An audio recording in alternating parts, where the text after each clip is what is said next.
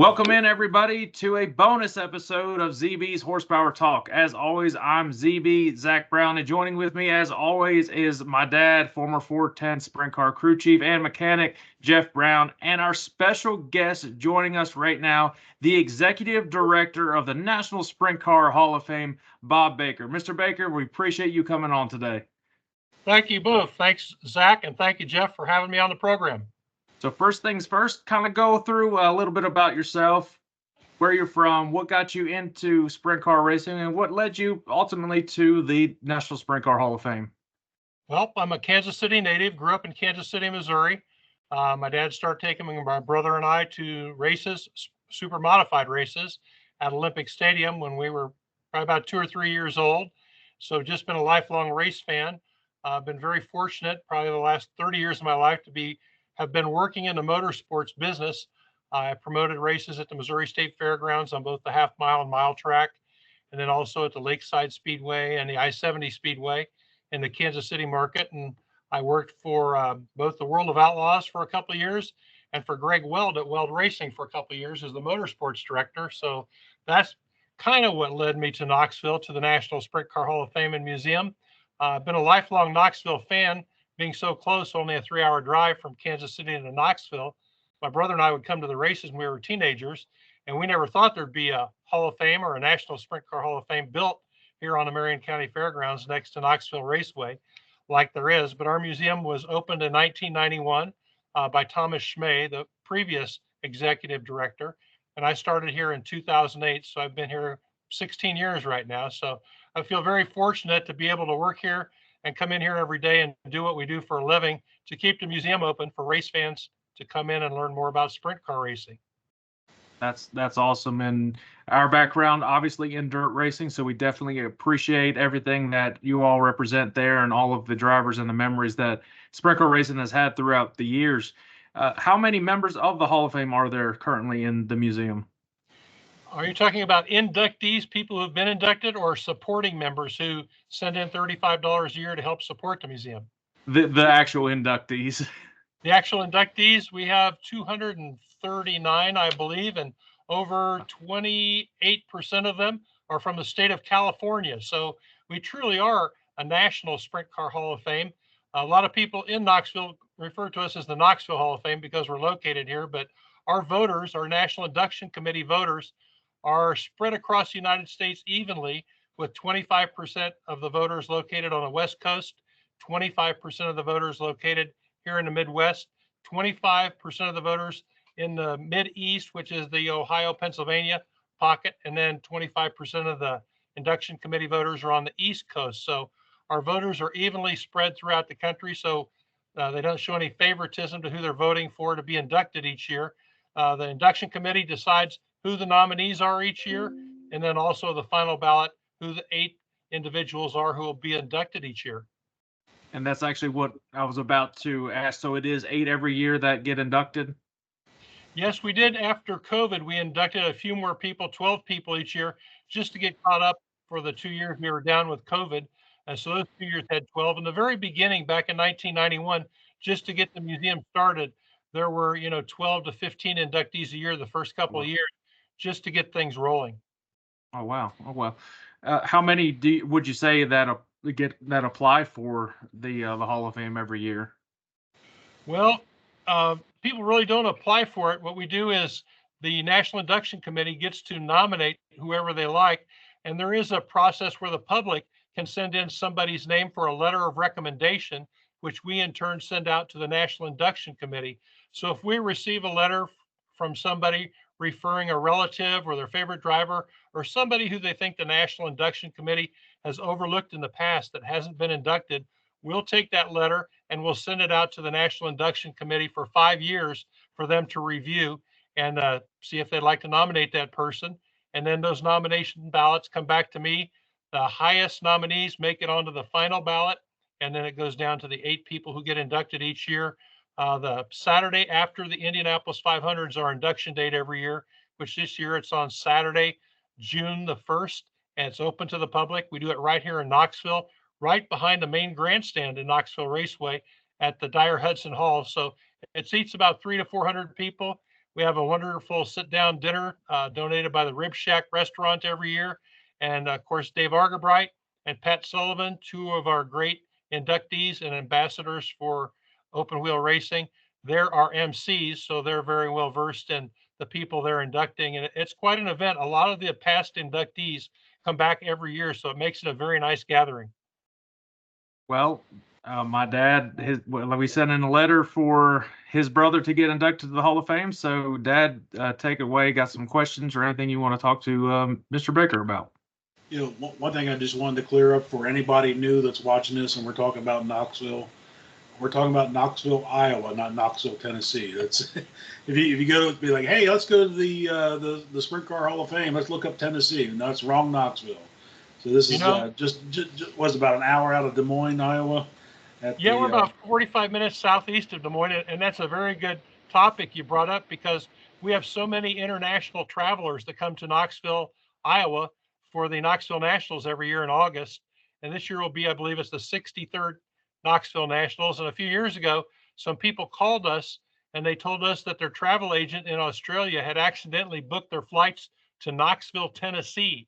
And they were having to drive from Knoxville, Tennessee to Knoxville, Iowa to see the races. And they were not happy with their travel agent when they got here. They weren't upset with us, but they ended up in Tennessee and they had a long drive to get back up to Iowa. I would be upset about that too.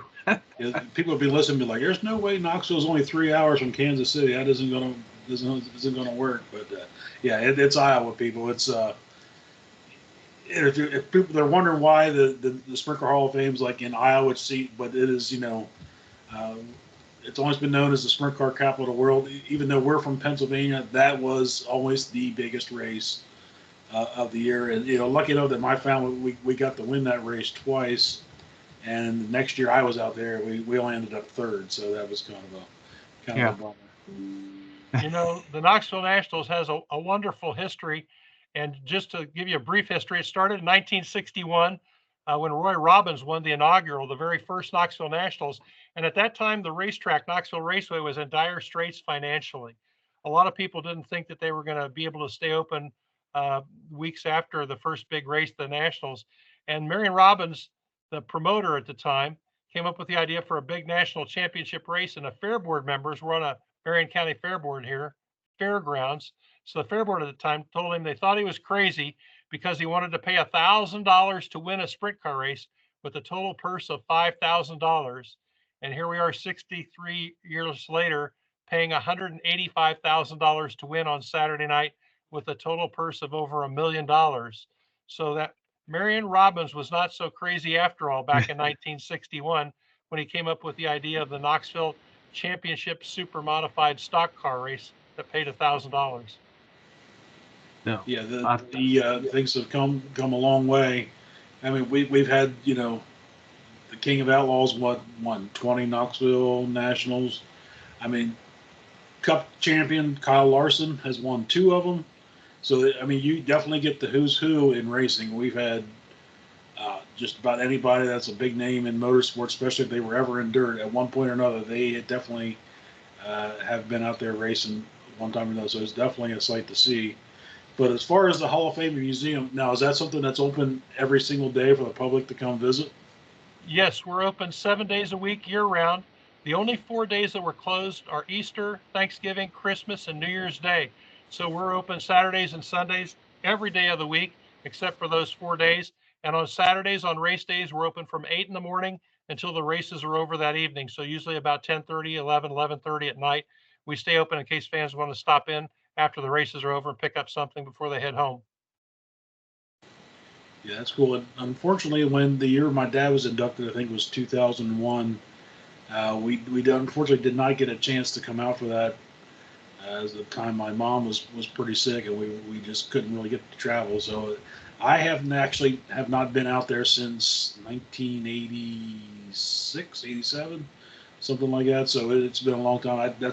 There's definitely a bucket list that I want to come out, and I want to go see my dad in the museum and all the great racers that we've had the privilege to work with. We've had Wolfgang, Bob Weichert, the car owner, Lance DeWeese, Donnie Kreitz, some of the it'd be cool to see all that in the Hall of Fame, knowing that, we had some kind of a small part in their career. You've just listed almost like a who's who of drivers who've been inducted here in the National Sprint Car Hall of Fame. So congratulations on your experience with all those guys. Yeah, I was one of the lucky ones. You don't think about it till you look back and be like, holy crap, that was, that's quite the people you get to, they were just normal people to me. It's like, okay, he drives the race car, he's the car owner. It's just how it goes. And it's funny how when you're wrapped up in business, whether you're working on the race cars or you're promoting races or working around the racetrack or the racing, it's funny how everything just kind of meshes together. And then you look back on it a few years later and think, my gosh, I worked with Doug Wolfgang and Donnie Kreitz and all these guys, and we won all these big races, and they're inductees in the National Sprint Car Hall of Fame, and I got to be with them and help them and be a part of all that. And hopefully we can add to the list and have his brother, Davy Brown Jr., inducted to the Hall of Fame. And hopefully that will get some people to vote on that. And we're very honored and excited to see what this opportunity might bring for him and the entire family. Obviously, Davy passed away nearly getting close to 30 years ago. But it would be really tremendous for the family to have another one of us inducted into the Hall of Fame, him alongside my grandpa. It would just be a really big honor. So looking forward to seeing what the committee thinks and what all the voters think if it gets nominated. And we're, like I said, excited for the process of it. Our process, we're members of the International Sports Heritage Association, which is a fancy way of saying Hall of Fames from all around the world in sports. And when we go to the conventions and the seminars, they've told us several times that our National Sprint Car Hall of Fame and the Football Hall of Fame in Canton, Ohio, are the two hardest sports Hall of Fames to get into. And that's because we have so many voters that are evenly distributed across the country. You might be a really big name at your racetrack or in your part of the country, but there's other 3/4 of the rest of the country maybe has never even heard of you. So it's not easy to be inducted. And so when somebody is inducted here, it is a really big deal. And the story that comes to my mind is when Rick Ferkel was inducted, he told me afterwards, he said, Bob, I got to tell you, that's the first time I ever bought a suit in my whole life was to go to my induction. And he goes, and Bob, my mom and dad didn't think being a race car driver was much of a profession. He goes, as a matter of fact, they kind of looked down on me a little bit for being a race car driver and said, well, that's not a job I'd tell anybody that I was doing. He said, but I brought my mom and dad to that induction banquet with me. He said, when I got inducted, that validated my life for myself and my parents. And to hear Rick Ferkel say that is very meaningful. And he was very sincere when he told us that. So it is a big thing to be inducted into this institution. Right. And that's why we were very excited to even get the opportunity to apply for Davey to be considered even for it. So that's why, at least at this point, it's still exciting to at least have his name put out there. And it's something that probably should have been done a long time ago, but finally we got a little bit of a platform to do something with it, and we finally were able to get some answers how to go about doing that. And obviously talking to you on this, that helps hopefully get people's attention on it as well. What else do you have for Mr. Baker, Dad? I know you've got some bunch of sprint car questions for him. Well, a lot of them he answered. I was curious as how long, like he was involved with racing in sprint cars, and he's been in it for a long time, so he's definitely seen the share of the great. Probably mostly I'm assuming you're mostly in the Midwest as far as the sprint car series going. Probably not so much in the Pennsylvania posse land. This episode is brought to you by SeatGeek. SeatGeek is a live entertainment platform rethinking ticketing by caring more about their fans, teams, and venues. They are powering a new open entertainment industries where fans have effortless access to experiences in teams, venues, and shows, and have seamless access to their audiences. With trusted consumer marketplace and innovative enterprise ticketing technology, SeatGeek has what you need for any sporting event. make sure you use my promo code ZBMedia to get $20 off your purchase from SeatGeek. That is ZBMEDIA from SeatGeek, $20 off. You can't beat that. Check them out now. Get your next concert, sporting event, or anything else from SeatGeek. Back to the show. Believe it or not, our museum gives away a brand new sprint car every other year as a fundraiser for our museum.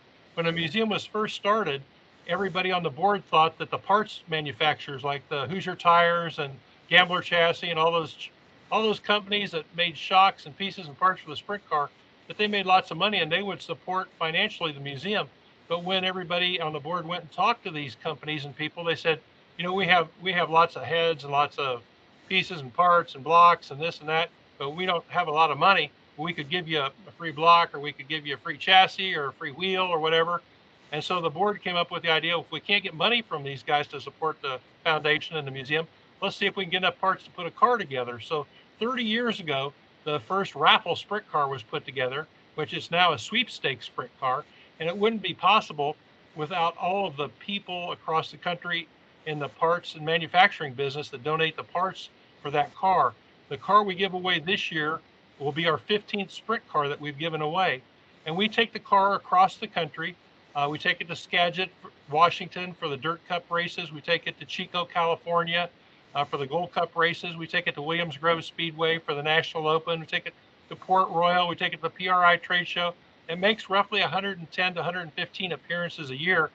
And unfortunately, I only get to be a part of that when there's no racing in Knoxville, because my position is to be financially responsible for the museum and to make sure the museum doors are open every day of the week, year round. So we have a special events person hired that takes the raffle sprint car, the sweepstakes sprint car, around the country. But I was fortunate enough once in a while to be able to sneak out. Last weekend, I got to go to the World of Outlaw races down in Wichita, Kansas.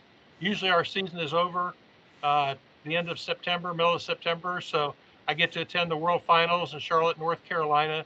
I get to go to the Chili Bowl Midget Nationals in January down in Tulsa, and try to make it to as many races outside of the race season and outside of the Midwest as possible.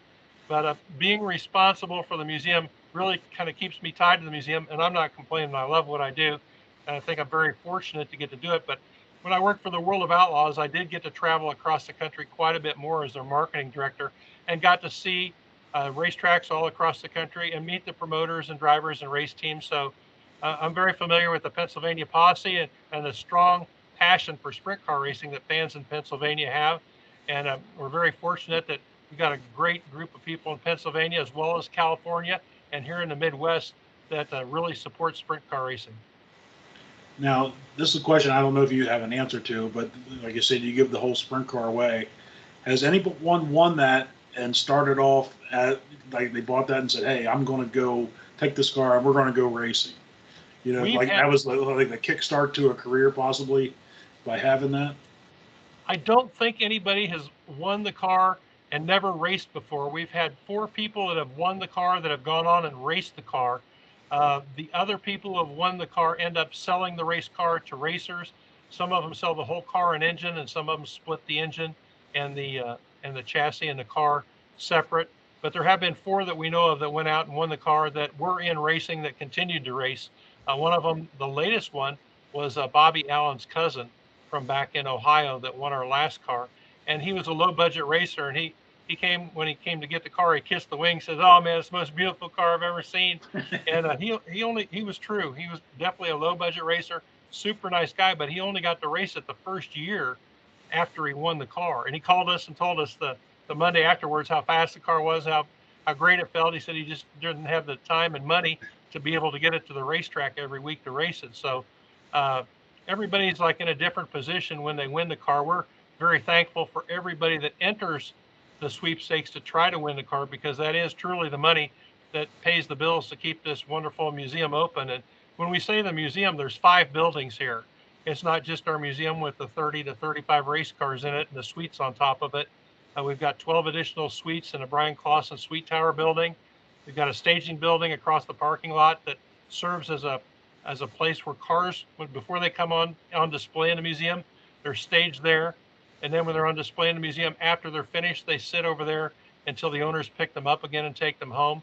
And we own the Rib Shack restaurant, which is actually operated by Great Caterers of Iowa. They do a fantastic job with all of the suite holders and with business in Knoxville. And our fifth and probably one of our more important buildings is our archive building, which most people don't see. It's located 2 blocks away from our museum, and it stores all of sprint car racing's memorabilia from across the country.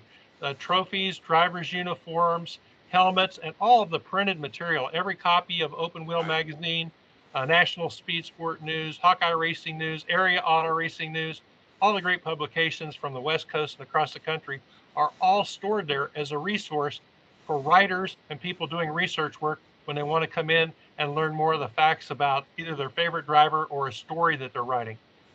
Wow, that's unbelievable. I didn't expect it to be anything that expansive. That's very impressive, and what a great way to preserve the racing that we all love. And until recently, probably a lot of people may think dirt racing is kind of a second tier sort of sport, but in the last few years, and a lot of that probably has to do with the streaming coverage and everything else, more and more people are getting access to it, and I think they've been finding out how great the racing has been, especially these last 2 or 3 years with the sprint cars.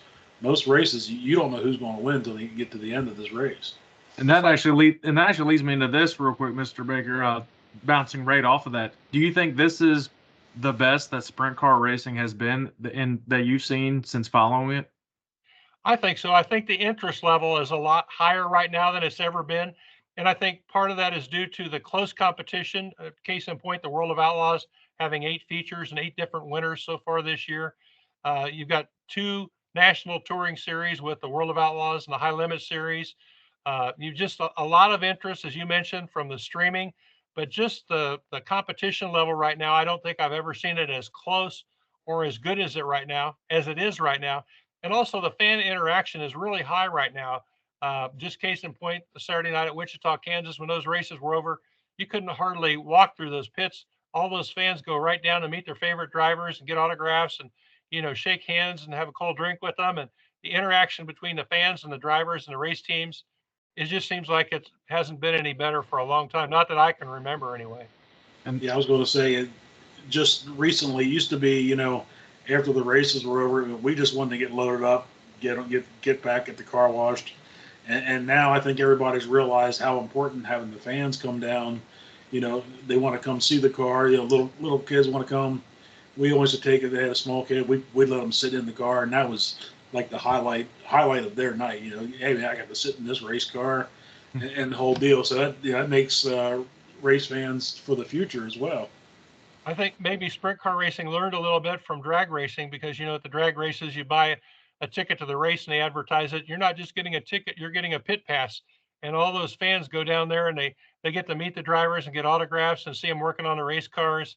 And I think sprint car racing has opened up a lot more now after the races are over, where more people go down and actually meet the drivers and develop a relationship or get to know who's behind the wheel of the car so that they have a favorite driver and somebody to cheer for when they come back to the races. But I think the level of interest and the competition has never been better in sprint car racing than we're going to see this year. It's been very, very good the last 2 years, but I think 2024 is really going to bring it to a new level.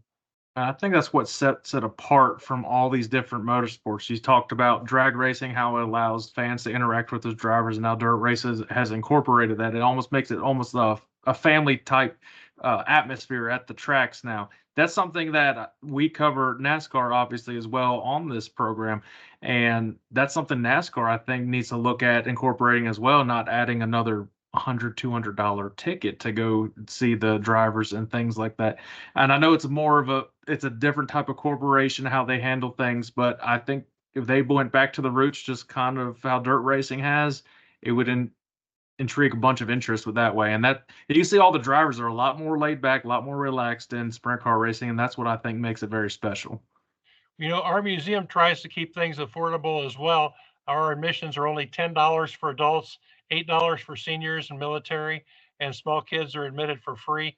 And you could spend anywhere from, a half hour to a day here. A lot of people will go through the museum in the morning, go across the street to the Rib Shack, have lunch, and come back, and they can spend all day here, for $10 and never read everything on every car or see every movie that we've got. We've got a movie theater up on the second floor right next to the Hall of Fame that seats 42 people, and we just installed a touch screen where you can pick out whatever feature film you'd like to watch, whether it's the National Open from Williams Grove or the Knoxville Nationals or the board track races or the USAC highlights. You can pick whatever your favorite form of open wheel racing is. Just touch the screen and go in and sit down and watch it. That's pretty nice. That's really neat. Are there pretty good crowds generally throughout the entire week, every week?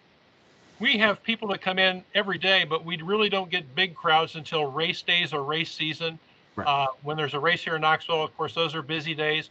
Our busiest 4 days are the 4 days of the Knoxville Nationals. And we did some studies a few years ago and found out that over 60% of the business we do in our museum store, is done on those 4 days of the Knoxville Nationals. Wow. Everything we have inside our store, we have online at sprintcarstuff.com. So if there's jewelry or a book or a T-shirt or die-cast car, whatever it is, a decal you want to find for yourself, you can find it at sprintcarstuff.com. And one of the most asked questions we get is, what is the most popular thing you sell in your museum? And believe it or not, it's books.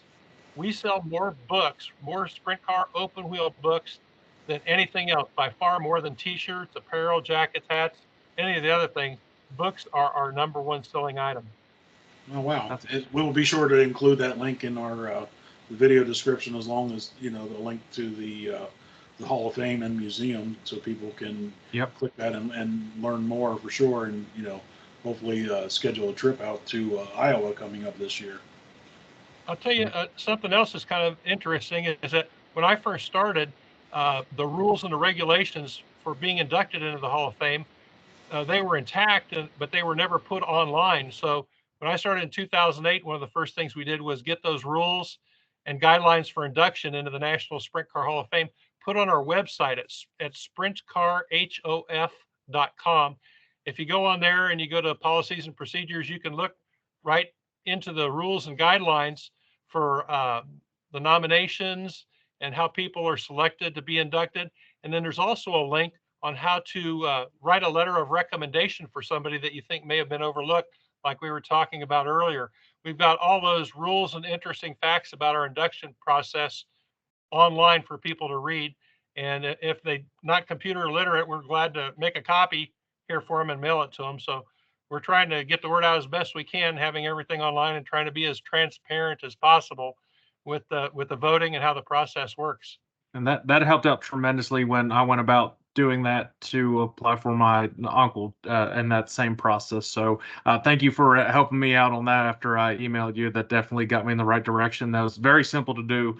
And hopefully we get a lot more applications and just keep sending people's names out, because even if people don't get it, it's nice to see that there's more and more interest and more and more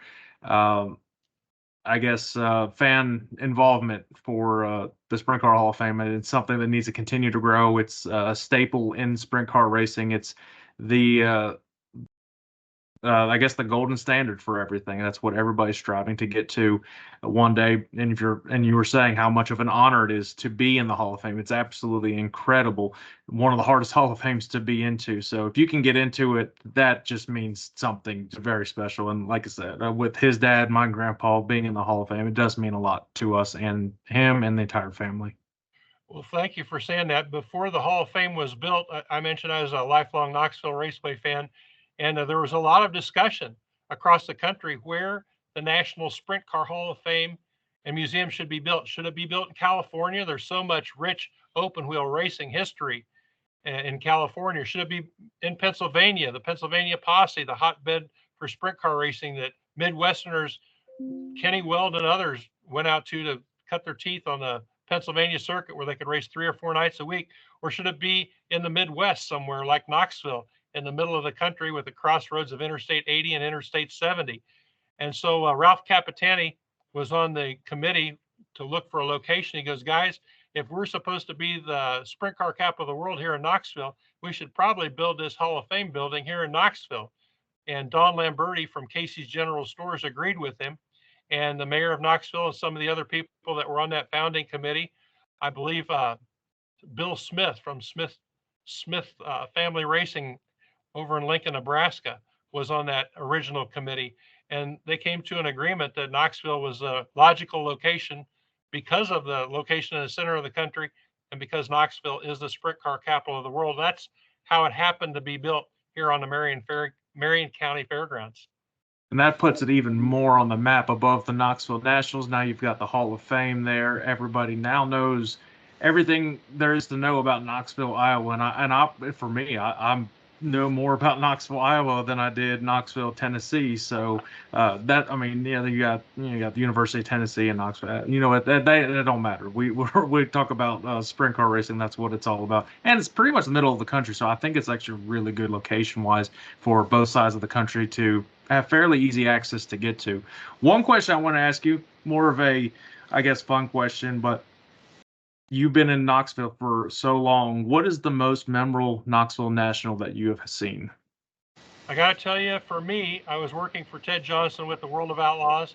It was 1980, and it was a great race. Doug Wolfgang was working his way through the D and the C and the B and coming from the back. And the engines were just pounding. They were just abused, and just some of them barely running on 6 or 7 cylinders. And Bobby Allen ended up winning the race. And it was a drag race down the front straightaway, and the crowd went wild when Bobby Allen won. And everybody was happy that Bobby Allen won, except for Ted Johnson. And I asked Ted, I said, how come you weren't happy Bobby Allen won? Everybody in this whole place is happy. He goes, well, he didn't follow our World of Outlaws series circuit the whole year. So I wanted to see somebody win that follows us all the time. I said, well, he's there most of the time. And he looked at me and goes, most of the time isn't all the time, Bob. That's where it was the most memorable, because I think everybody was excited about that. Ted wasn't all that thrilled with it. It was a great race, and the people that poured into the pits to congratulate Bobby Allen after that 1980 Nationals. That's in our movie theater upstairs. That's one of the most watched films that we have, is the 1980 Knoxville Nationals. I'd definitely love to watch that. Do you remember that one, Dad? No, I was in, just 85 and 86 were the first time that our families, as far as I know, had a car out there. And mine would have been, they won 84, 85, 86, I was out there. Preliminary night, Wolfgang's leading the feature, and for whatever reason, there was about 2 or 3 laps to go. He looks down, and he doesn't see any oil pressure. So he actually got the idea he was going to pop it out of gear, rev the engine to see if the oil pressure would come back up. Well, he did that, could not get it back in gear. So then, obviously we didn't finish. So we had to run, I think we did the D, the C, the B, and started, 20th in the A and came up to 3rd. It was I think Steve Kinzer won it. Most likely probably Steve Kinzer won it that year. But it was watching him come from the back at the Knoxville Nationals back then. You didn't see that kind of passing from the rear to the front, So it was definitely a sight to see. And I think we probably had a big block in the thing at the time too. So that was sort of Dad's thing was, let's put a big block in that thing, let her rip. Now that you mentioned that, I told you something wrong. It was 1990 when 1990, Bob. Okay. 1990 when Bobby Allen won the Nationals. 1980 was another memorable year, because that's the year Steve Kinzer won his first Knoxville Nationals in 1980, and is memorable because the races were fogged out on Saturday night and they had to run on a Sunday afternoon. And quite a story, Mike. Nobody from Iowa has ever won the Knoxville Nationals, but Mike Brooks was a track champion that year, and he had a perfect score of 500. He had fast time, won the feature, and won his heat race on preliminary night. So he was starting in the front row, and he'd never raced any day races. And here he is, Knoxville Nationals, the front row, and crowd favorite, in Knoxville, because he's leading the points and track champion. And sure enough, he burned his right rear tire off. We've got the car and the tire here in the museum he burned off. And that's the year Steve Kinzer won.